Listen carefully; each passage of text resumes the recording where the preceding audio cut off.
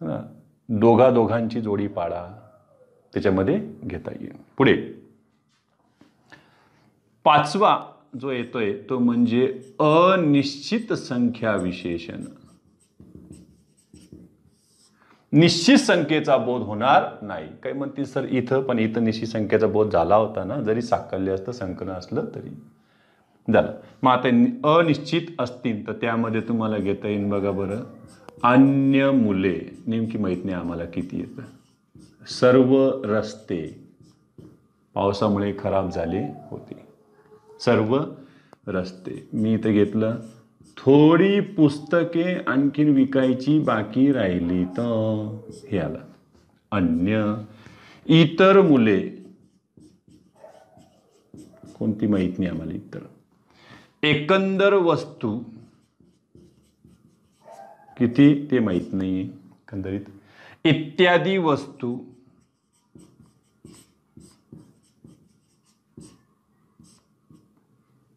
काय म्हणतील 3-4 वर्षे. 3 की 4 काय म्हणते 3.5. 3.5 म्हणले तिकडे झालं तुला.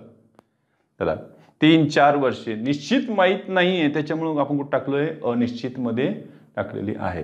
समस्त गावकरी म्हणजे सर्व गावकरी त्याच्यामध्ये घेते. पुढे संख्या विशेषण तिसरा जो भाग राहिलेला आहे तो म्हणजे इथे घेतोय तिसऱ्या भागातला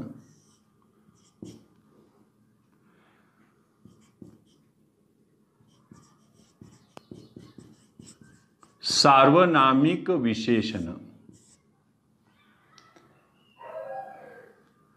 सार्वनामिक विशेषण म्हणजे सर्वनामापासून ते विशेषण तयार होतील, त्यांची षष्टी विभक्तीतली जास्त रूपे यात वापरली जातात. जर आपण पुरुषवाचक सर्वनामाचा विचार केला आणि त्यातून आम्ही घेतलं बघा मी, आणि मीला घेतलं मी माझा भाऊ, तू तुझा भाऊ, त्या पद्धतीने घेता येईल. तो आणि आम्ही इथं घेतलं बघा बरं तसला नवरा नको ग बाई.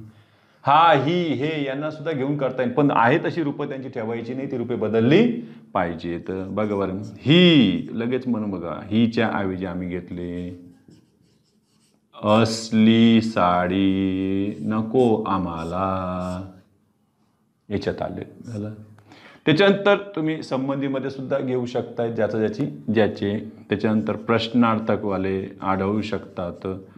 समजा मी इथं म्हटलं काय आणि इथं कायचं केलंय बघा बरं, कसले काम करतोस तू असं म्हटलं तर कसले काय झालं याच्यामध्ये सार्वनामिक मध्ये झालेलं.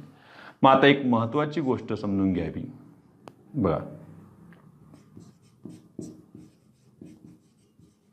तो फायदा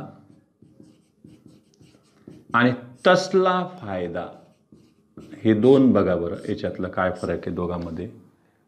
तर फायदा हे नाम आहे त्यात काही वादच नाहीये, पण हे याच्यात झालं बघा दर्शक विशेषण आणि हे झालं रूप बदलून आलेलं सार्वनामिक विशेषण. जसं आणखीन एक घेतलं बघा मी काय काम असे घेतले आणि इथे घेतलं मी कसले काम. इथे बघा काय आणि इथे कसले हे झालं याच्यातलं प्रश्नार्थक विशेषण आणि याला आपण सार्वनामिक विशेषण या पद्धतीनं लक्षात ठेवावेत. हा भाग वेगळा. एवढं स्क्रीनशॉट काढून घ्या.